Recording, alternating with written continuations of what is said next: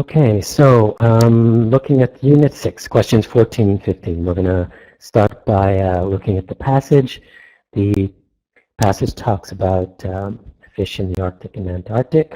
So fish, birds, and bats, these are the most common animals that show up on the GAMSAT. And the passage talks about why fish do not freeze when the water is below freezing. And hopefully you might have suspected that this had something to do with colligative properties.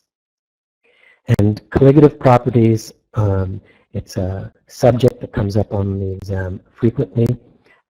These are properties that depend on the number and not the types of particles. So it depends on the number of particles, not on the types of particles. And this comes up frequently because it relates to subjects such as freezing point depression, which is the subject of this particular passage. But it also comes up in boiling point elevation. And those are two expressions that you should know. I mean, you should have in your mind that when you, I'll actually write this down here. So a solute and a solvent together make a solution. A solute is that entity or chemical that's in smaller quantity. The solvent is in larger quantity. For example, if you put salt in water, the salt is the solute, the solvent is the water. And together they form a solution, a saltwater solution.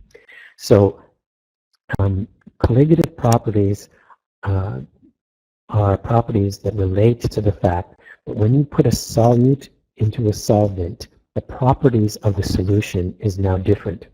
And so, and in terms of this new solution that you have, the solution is going to have a boiling point elevation, so it's going to be more difficult to boil. You have to use a higher temperature to boil it, and you're going to get a freezing point depression. So the freezing point of the solution is going to be lower than that of the solvent. And that's why these fish are able to survive when it's below freezing. Because if they only had water, then at freezing, they would freeze. You know, so at 0 degrees Celsius, the fish would freeze. And they don't do so because they have chemicals inside. And these chemicals are dissolved in water, and so these chemicals are solutes. They're dissolved in the solvent, which is water, producing a solution, and that solution is going to have a freezing point depression. So even at temperatures which are below freezing, below 0 degrees Celsius, the fish won't freeze because of this colligative property. So you get boiling point elevation and freezing point depression. Does anybody know what happens to vapor pressure when you add a solute to a solvent? The solute that is dissolved in the solvent. Does anybody know what happens to the vapor pressure? Because these are the three important colligative consequences of colligative properties: freezing point depression, boiling point elevation, and vapor pressure. Anyone? That's right. So the vapor pressure will decrease. And the logic here is that when you add a solute to a solvent, like you add salt to water, you add salt in the water, the solute goes in solid, dissolves, and the water molecules, because it dissolves and because of the electrostatic interactions, you know, plus minus interactions, the water molecules start to interact with the NaCl, Na plus Cl minus, and therefore there are fewer water molecules entering the vapor phase. And if there's fewer water molecules that are entering the vapor phase, the vapor pressure goes down. So the more salt you add, is the lower the vapor pressure goes, and therefore it's more difficult to boil. It's more difficult to push those molecules into the vapor phase and make it boil, because as you know, the boiling point, you have lots of vapor that is produced. Okay, so that gives you a little background on the issue of colligative properties. Now, the equation as they have provided it, written it there as delta T, is equal to Km, where K is the freezing point depression constant, and M is the molality. And that's correct, it's not molarity. Molarity is what you hear more commonly, which is moles per liter. But this is molality, which is moles per kilogram of solvent. Okay, and yes, and that's the constant, and there's delta T, which is the change in temperature. I put to the right two other equations just to put in the back of your mind. These equations would be given anyway, but just to keep in the back of your mind. Because traditionally, the way the equation is written is that delta TF, which is the freezing point depression, is equal to IKM, where K is the freezing point constant again, M is the molality again, but I is, the name is not important. It's called the von Hoff factor, but it's not important. But I represents the number of particles. And it's just to get into your mind that this is a colligative properties, and the number of particles is very important, because if something is one particle alone, it's very different than if it dissociates into multiple particles, like NaCl will dissociate into two particles. So that's just to put that in mind. And then the other equation which I put there, which is the concept same, is delta TB, which is the boiling point elevation, is equal to IBM, and that's the number of particles, the boiling point constant, times M, the molality. Okay. So then it talks about freezing point. So really, a lot of the passages, if you have done a lot of work before, it's a lot of the passages bring up information that you should know already. And so that's a lot of what's here. But it helps if you have no science background, and if you might not have reviewed the subject, because then at least this information might be helpful to you. So it does talk about the fact that more ions in solution will have a more pronounced effect. And that's the idea here of colligative properties. Okay. So then, question 14. So it says in benzene, and hopefully you know what benzene is, what it looks like. Just quickly do. So benzene is an aromatic compound. Of course, it's not an important subject for general chemistry, even though it's come up here, but it is a very important subject for organic chemistry because it's a carbon-based compound. So it's aromatic, and I just drew it here in one way that it could be drawn, but we know that there are two equal resonance structures for benzene. It's a very, very stable compound, and you see that it's mostly carbon and hydrogen, so it doesn't really dissolve in water, which requires a more polar compound. So it talks about benzene and benzoic acid, and it would be expected that you know what benzoic acid looks like. So I'm going to draw a little bit schematic drawing of benzoic acid here. So benzoic acid has a carboxylic acid functional group attached, and so here's the oxygen and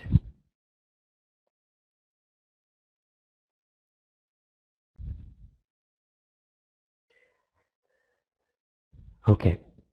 So there's benzoic acid, which you would be expected to know. And even though they showed you here the hydrogen bonds between two different benzoic acid molecules, it would be expected that you would have been able to either derive that information or that you knew it already, because you would be able to identify the fact that we have an oxygen bonded to hydrogen, and that would be a polar bond, meaning that the electrons are not equally shared between oxygen and hydrogen, because oxygen's to the right on the periodic table, it's more electronegative, hydrogen's to the left. more electropositive, and so the oxygen will be partially negative, which is delta negative, and the hydrogen partially positive, delta positive. So the partially positive hydrogen of one molecule would be attracted to the partially negative oxygen of another molecule. Why? Because opposites attract. And this idea of electrostatics, which is opposites attract, is the fundamental concept of all of organic chemistry. And it is the fundamental idea for hydrogen bonding.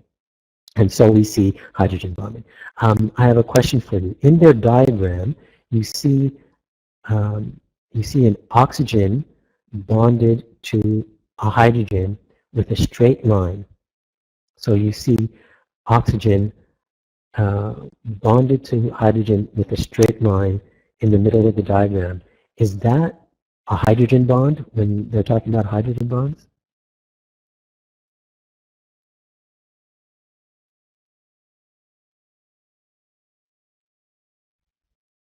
Any other opinions? Got one yes, one no. Okay, so that's right. The hydrogen oxygen bond, the solid line, is a covalent bond. So that is a, that's a relatively, among all the different types of bonds, a covalent bond is a relatively strong bond. It's within a molecule. It's an intramolecular bond. Whereas the dotted line is between two different molecules. It's an intermolecular bond. And that bond is definitely not as strong as having a covalent bond, but having hydrogen bonds is definitely makes many compounds far more interesting than if they don't have hydrogen bonds. And there are many reasons. One, of course, is the effect on boiling point. So now we see that one molecule can hydrogen bond with another molecule in a way that these two molecules have now become one particle. So now the question is saying, so because of this association, so these two separate molecules behaving as one through intermolecular hydrogen bonds, the freezing point of blah, blah, blah molar solution, the concentration is irrelevant to answer the question. Benzoic acid and benzene, the freezing point would have what? And so thoughts for the answer for question 14?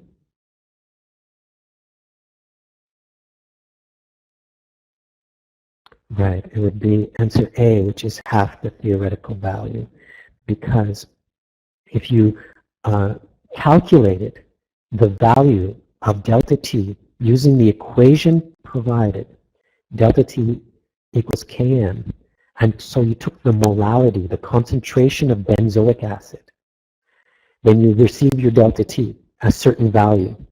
That delta T was based on the idea that there was all these moles of benzoic acid, but the benzoic acid is acting as though there's only half that number. Why? Because two molecules are behaving as one through hydrogen bonding. And that's why 14, the answer is A. Okay, so question 15.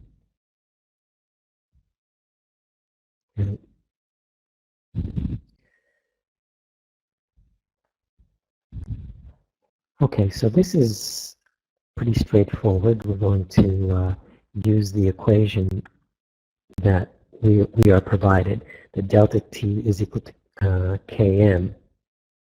Now the delta T that we're given is 0.4.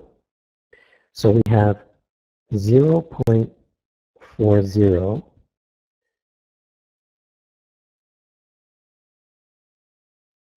and the Kf is 1.86. So I guess I should do this step by step. So I'm going to, of course, the calculators are not permitted on the exam.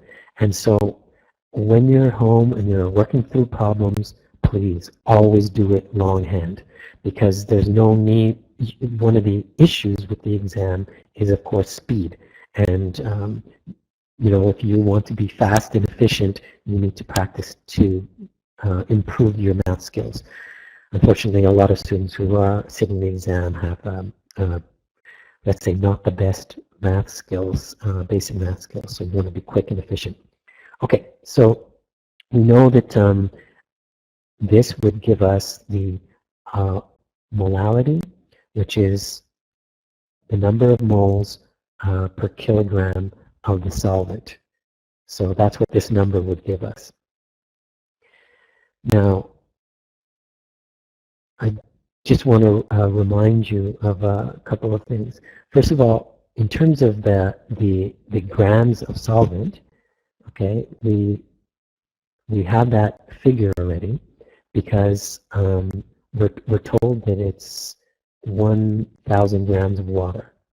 So 1,000 grams of water, it's not a big conversion that you have to make.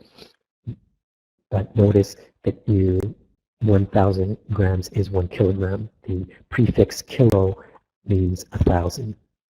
So that means we have moles over 1, which is just the number of moles. Now, so we have 0.40 over 1.86 is equal to the number of moles. Now, in looking at the information, the next thing we have is that we are given the mass of 40 grams, and we're looking for the molecular weight.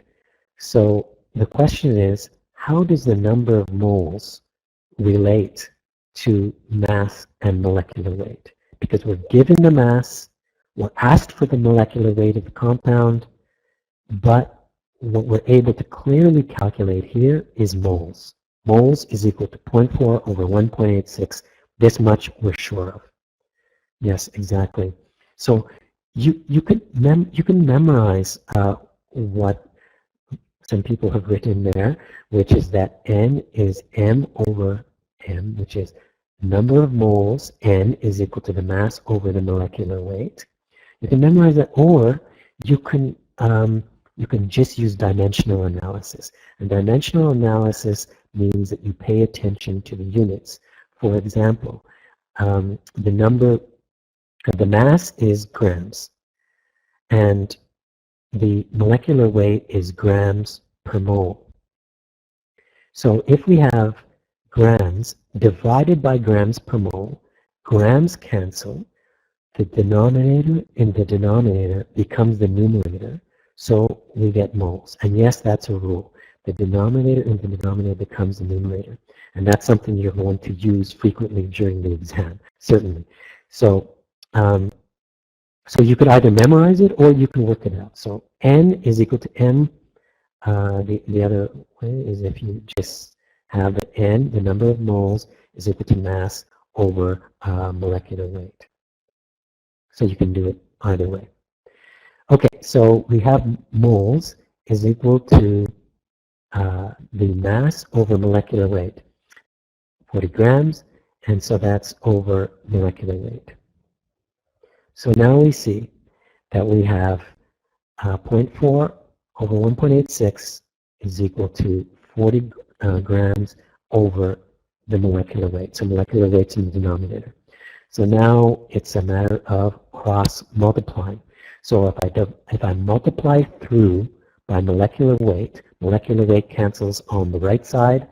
I'm sorry if this is too easy, you know what I'm saying, for those of you, with science background, but some people get a little mixed up in the math.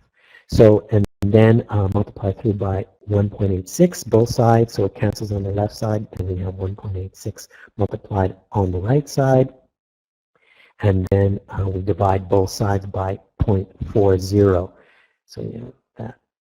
And by the way, I hope some of you are doing this without me doing this. If you haven't solved this before, just take a pen and paper, solve it yourself, and then check to see that it's the same thing. Now I can see that the numerator is 100 times the denominator, 40 over 0.40, and so that's times 1.86. And so we have 186. Okay, so 40 over 0.4 is the same as saying 100 over 1. Okay, so that's 186, and that's the molecular weight. So 15, the answer is D. Now I'm just going to check to see whether or not you understand colligative properties. So let's, so in other words, they could ask you a question that's a little bit different. So let's see how you will deal with that. So here's my question. You have a solution of glucose, a solution of sodium chloride, and a solution of calcium chloride. 3 separate solutions. The concentration in each solution is identical, same molality, have the lowest melting point. Which of the 3 solutions would have the lowest melting point?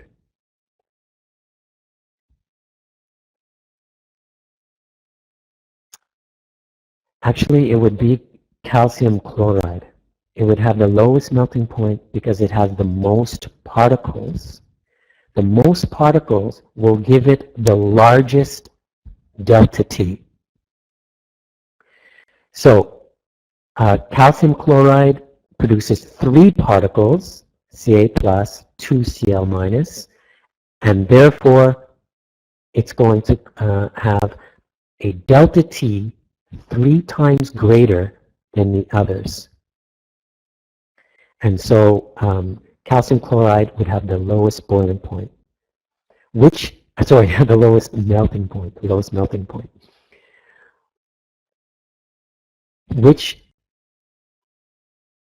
Which of these 3 compounds would have the lowest boiling point? That's right. Glucose is just 1 particle. The delta T would be highest for calcium chloride. Glucose has the least particles. It's going to have the smallest delta T, which means the smallest number above 100 degrees Celsius. Now, one last question about this. If a glucose solution in this scenario has a boiling point, it has a boiling point of 102 degrees Celsius, what would be the boiling point of the calcium chloride solution? Now, the glucose in water solution has a boiling point of 102 degrees. What about the calcium chloride solution? What would its boiling point be? That's correct. The boiling point would be 106. The boiling point for the sodium chloride solution would be 104. Because glucose is 1 particle, sodium chloride 2 particles, calcium chloride 3 particles. So the delta T for glucose was 2 degrees. For sodium chloride, it would be 2 times 2, 4 degrees. And for calcium chloride, it would be 3 times 2, 6 degrees. Okay, you got it. Colligative properties done. And if you have the book and you need to read some background information, you can read about colligative properties in Chemistry 5.1.